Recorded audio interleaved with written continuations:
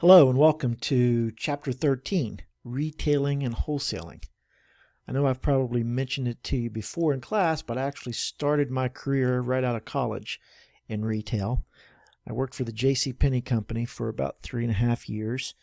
I started in Bridgeport, West Virginia as a manager trainee and was promoted to merchandise manager in a store right outside of Pittsburgh. And worked there for a few years and then was promoted to senior merchandise manager in a larger store in Youngstown, Ohio. It was then that I decided to leave retailing and go back to school to get my master's degree. But I have a lot of fond memories of retail, and I enjoy retailing. Of course, I owned my own store as recently as 2014, where I founded and created West Virginia Discount Medical, which was a retail store for medical equipment, and ran that business for 2 years before I sold it. So anyway, I've got a lot of retail experience under my belt, and I hope that I can give you some examples as we go through the chapter. Here are the learning objectives for the chapter. I'll let you look at those for a second.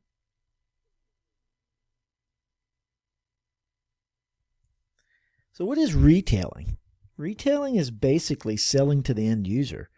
So any business that sells to a group of people who actually are going to use that product themselves are retailers. In all the activities that go into selling those products to the end user for personal but not business use are retailers. One of the things that has happened over the last few years with the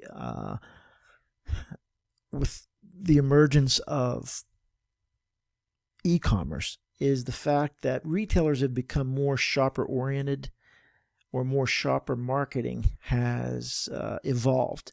And shopper marketing is about focusing on the entire process that turns shoppers into buyers, from the point of sale to their evaluation, their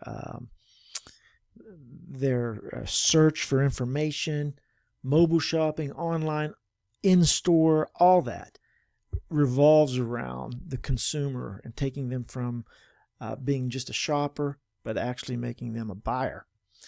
Omni-channel retailing has emerged basically because of this.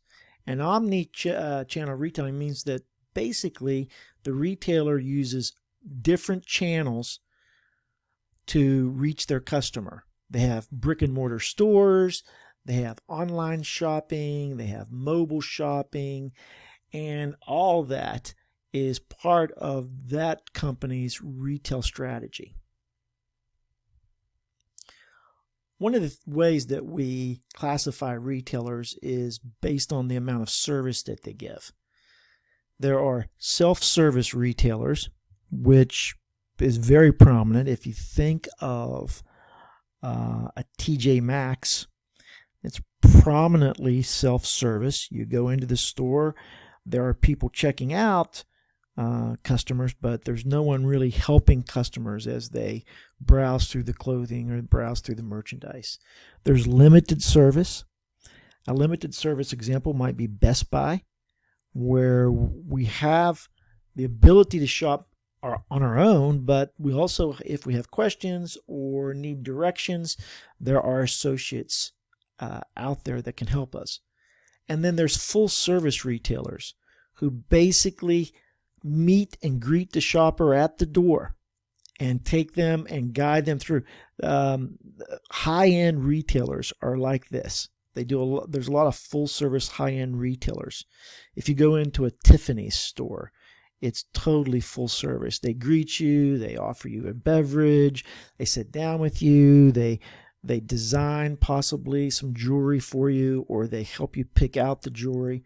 Totally full service. There's product line classifications. And I've put some examples on the right-hand side of each one of these types of stores. Specialty stores, where they really, their product line is very defined. Sunglass Hut, they sell sunglasses, right? Sephora, selling makeup. There's department stores such as Macy's, where there's a myriad of products, all at a certain price level. Convenience stores like 7-Eleven or Circle K. A lot of the gasoline stations, Sheetz would be a convenience store. You have your superstores like Walmart, and you have your category killers, which they basically specialize in a certain product lines and really give you lots of options. So an electronics category killer would be Best Buy. A pet supply category killer would be Petco. If you think about Petco and all the items and merchandise that they offer, by far and away more than, say, Walmart, that has one little small section of pet supplies or pet food. So those are the different product line classifications that you see: specialty stores, department stores, convenience stores, superstores, and category killers. Relative price characteristics. There's discount stores like Target or Kohl's that offer discount prices. There's off-price retailers, and in that category you'd find TJ Maxx or Marshall's. Warehouse clubs such as Sam's Club or Costco. And then factory outlets at these factory malls or factory outlets, shopping centers. Now, those have changed and evolved over the years, the factory outlets. There used to be a time when you'd go to a factory outlet and you'd really get wholesale pricing. It doesn't seem to be the case as much today. Today, the factory outlets just seem to be the company-owned retail store. But sometimes you'll get some pretty good deals there. Organizational approach. How are these companies organized? Well, there's corporate chains. In other words, owned by one company. All the JCPenney stores are owned by JCPenney's. They're not franchises. They're not independently owned. Same thing with Macy's. There are voluntary chains. And what that means, these are independent retailers who basically hop on to a chain for possibly advertising reasons. True Value Hardware. There are true franchise organizations where there are franchisors and franchisees pay for the right to own a franchise and to hop on with the advertising and to sell the products that the franchisor sells. McDonald's and Subway would be good examples. And then there's retailer cooperatives. Ace Hardware is an example.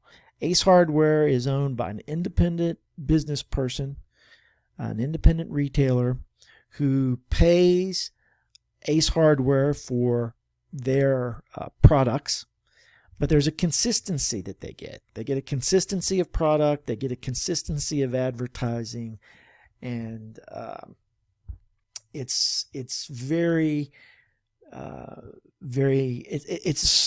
close to a franchise, but yet it isn't.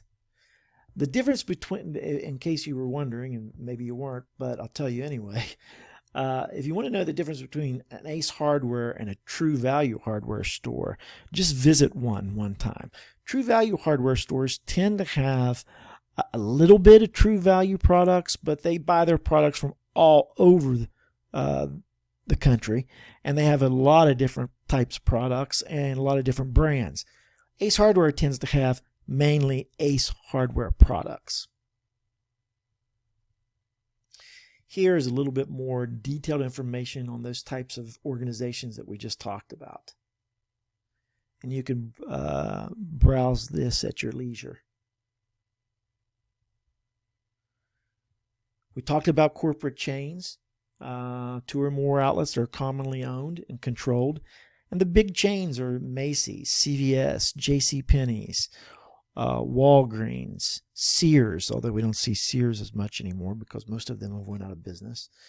But those are corporate chains. Voluntary chains we talked about.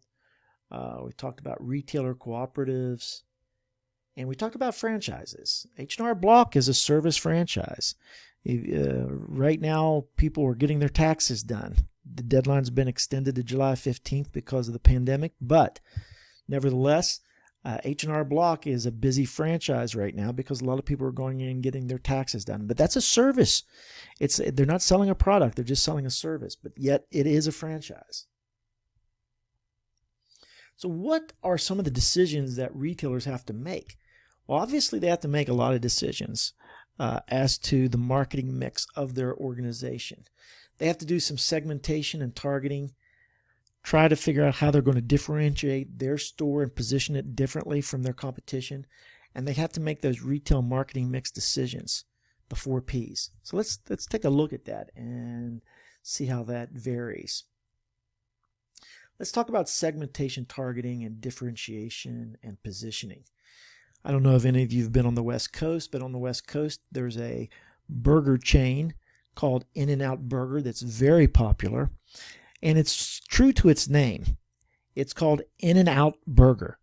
They have really fast service. And one of the reasons why they have very fast service is because they have a very limited menu. They sell burgers. And there's not very many ways that you can get it. And they sell fries, and they sell soft drinks and milkshakes. And that's all they sell. And you go in there and you can get your burger and your fries and your drink relatively fast. You're in and out. And that's basically their positioning in the market. But when you're taking a look at targeting segments, think of McDonald's versus Chick-fil-A. McDonald's is more of a fast food and not really geared towards the health conscious consumer. Chick-fil-A is more geared towards service, higher prices, maybe a little bit people who are a little bit more worried about what they eat, make sure that their health is maintained. So compare McDonald's to Chick-fil-A, or compare Saks Fifth Avenue, which is a very high-end retailer, to Target. What's this segmentation, market segmentation there? Saks Fifth Avenue is obviously after a higher income consumer. Target more for low to mid income consumer.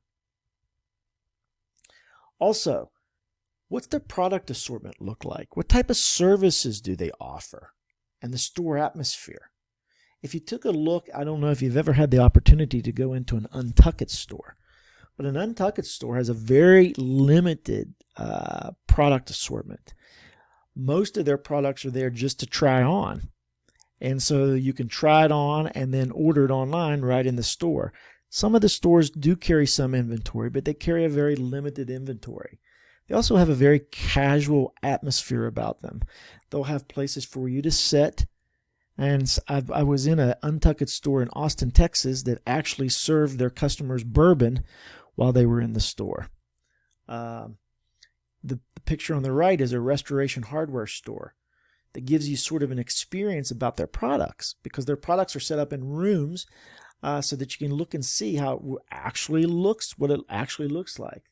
So their atmosphere is a little bit different. I talked about services earlier, but a lot of high-end retailers will give you service from start to finish, whereas some discount retailers give you basically no service, only at checkout. Price decisions. How do we price the products? We know that if we go to a TJ Maxx that they have a lower price than the competitors, a lower retail price, and a lower markup.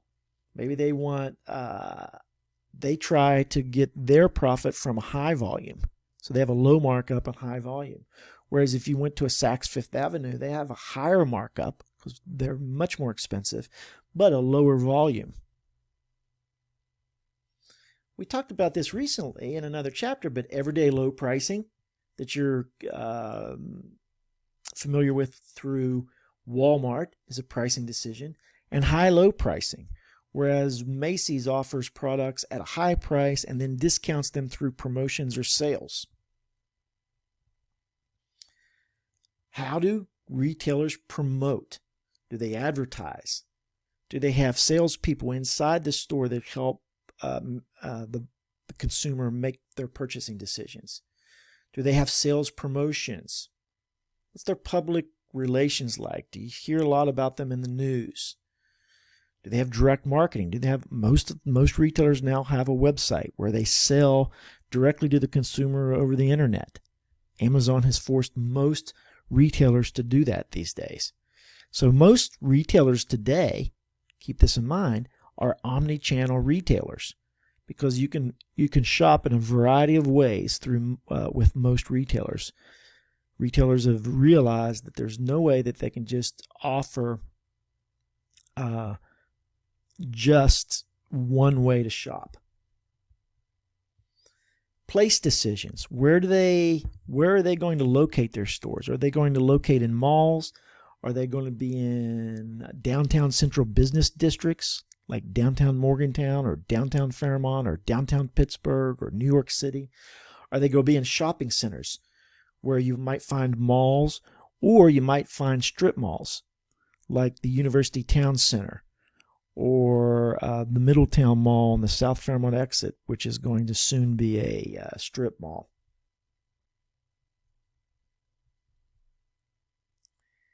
One of the trends in retailing, especially since the last recession, is retailers know that consumers are tightening their belt, and so there's tighter consumer spending. And some retailers will benefit from this because they offer good value for the dollar. Some retailers do not benefit it because their prices are too high. But consumers are very conscientious about how much they spend. That's definitely a definite trend that has developed over the past few years. I think that there's been obviously new forms of retail. We see stores that are offering, you can shop on Instagram, you can shop on social media, different social media platforms. There's shortening of retail life cycles. And so all this has come about as we have become a society that's always concerned about time. You can see how retailers are trying to adapt and be able to offer what the consumer actually is demanding, and they need to be able to do that in order to compete. There's the rise of the mega retailers, where you basically, for instance, Walmart is a mega retailer. You go there, you can shop, you can buy just about anything. But one of the things that they do have is buying power, because they buy so much from their wholesalers or from their producers. They actually can charge lower prices. And they have a very large selection of different types of products. So we see this growth of non-store retailing with all retailers. The brick and mortar store is still here, but there's a lot of direct retailing, a lot of online, mobile, and, as I mentioned earlier, social media. There's some other trends, or two specific trends I'm interested in, is showrooming. And I know you've all done this, is where you actually go to the store and look at it and then buy it online because it's maybe cheaper. Or you review it and get your information on the item online and then go to the store and buy it. That's called web rooming. And that's a fairly new one. The showrooming is very prominent. In fact, Best Buy, if you shop there, a lot of people will showroom at Best Buy. They will go look at the item and then see if they can get it cheaper online. One of the things that Best Buy will do, though, for your information, is they will match online pricing. So they're very aware of this showrooming that happens within the. Next trend, as I talked about earlier, the omni-channel retailing, where it's just basically every retailer realizes the need to offer different channels for their customer. And one of the biggest challenges, though, is making that shift transparent to the customer. In other words, if you go on the Macy's website, it looks very familiar to their store and social media. So providing that consistency of marketing across all channels is a challenge. Global expansion. Obviously, we've become a global economy, so retailers have expanded globally. And I wanted to talk about this for a minute. This is a new slide that I added just this morning, but what is going to be some of the reaction of retailers to the coronavirus? We know that a lot of retailers were out of stock on certain products, so they may start carrying more inventory on hand. They may start to build more warehouses that are located closer to their retail outlets. A lot more direct channel distribution may occur. I read this morning in the Wall Street Journal that one of the major companies that produces flour for, the flour you buy for baking, they had to, instead of shipping the flour to warehouses and then to the retail stores, they basically had to ship their flour directly to the stores by the truckload. They bypassed the wholesalers and some of the warehouses, increasing the capacity of the distribution centers that are involved. Is probably that's maybe more on the wholesale side, but there's going to be a lot of changes to retail just because of what happened over the last few weeks with the coronavirus. Let's talk about wholesaling. And a lot of this may be a little repetitive from the last chapter when we talked about marketing channels. But wholesaling involves all the activities involved in selling goods and services to those buying for resale or business use. So they're not selling to the end user. They're selling to firms who are going to be then selling it to the end user. So a lot of retailers buy directly from wholesalers and not the producer. But there's a lot of things that they do. They sell and promote. They assist in buying and help in assortment building. They help in bulk breaking. I'll give you an example of that. They provide warehousing and transportation. So wholesalers do a lot to help the retail function. They also do financing, and I'll talk about that in a minute. They bear some risk because wholesalers take ownership of products. They're not an agent or a broker. Brokers and agents do not take ownership. But wholesalers buy from the producers, take ownership from the manufacturers. Then they sell to the retailers. So they bear risk. They provide market information to their customers and management services and advice. I think we talked about this, but they help. They have sales forces of their own that helps the manufacturers and the producers reach more customers at a lower cost. So Levi's, a lot of the department stores may buy these from wholesalers instead of the company themselves. And so Levi has their own salespeople, but they also have the salespeople from the wholesalers that they deal with. Buying and assortment building. They help their customers, the retailers, buy an assortment of products because they'll have all of those products together.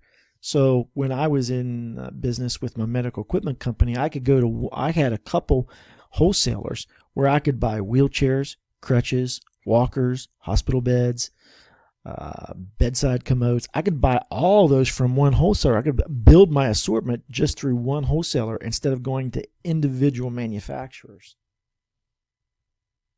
Bulk breaking is an important function of wholesalers. One of the things that when I had my store is one of our big products was adult diapers.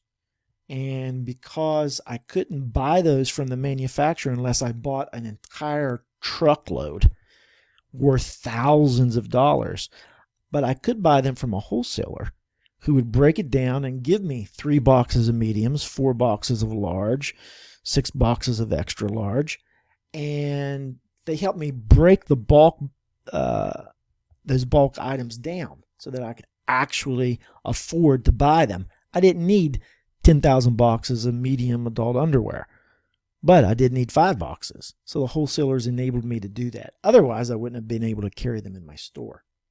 So in that case, wholesaling was very valuable to me. They provide transportation. They deliver the products to the retailers either through FedEx, UPS, or the Postal Service, or their own trucks. They also help in financing. And how they help with financing is once you've established credit with these wholesalers, you can actually order and receive your goods and have 30 days to pay. So they actually will provide some short-term financing, and that is called trade credit. They bear some risk because they actually take title to the inventory from the manufacturers. So they may hold on to products that eventually are obsolete. And so they do take some risk with their business in general. They provide market information to their not only to their suppliers, but to their customers about competitors or new products. They also provide services, maybe to help with the layout of the store, because they have a lot of expertise. A lot of independent retailers will work with wholesalers to help them with their business on a day-to-day basis. And obviously, there's wholesale segmentation and targeting, differentiation and positioning, as well as the 4 Ps again, all in the effort to create value for the wholesale customers, which are primarily the retailers. Some decisions they have to make is who do they sell to, the size of customers. Do they sell to large businesses or small businesses, medium-sized businesses? How much service do they need to provide? Some of the trends in wholesaling is efficiency. We're going to see some of the trends that will emerge after the coronavirus of definite efficiency. Because what happened was, even though the nation didn't run out of toilet paper, there was a huge ineffectiveness with the channel because wholesalers didn't have enough on hand or didn't have the ability to deliver as quickly as needed. So that efficiency is probably going to be looked at. And that's the end of the chapter. So please review those if you need to review them again. The Chapter 13 quiz will be up and running. And if you have any questions or concerns, let me know. And I will talk to you soon. Have a great day.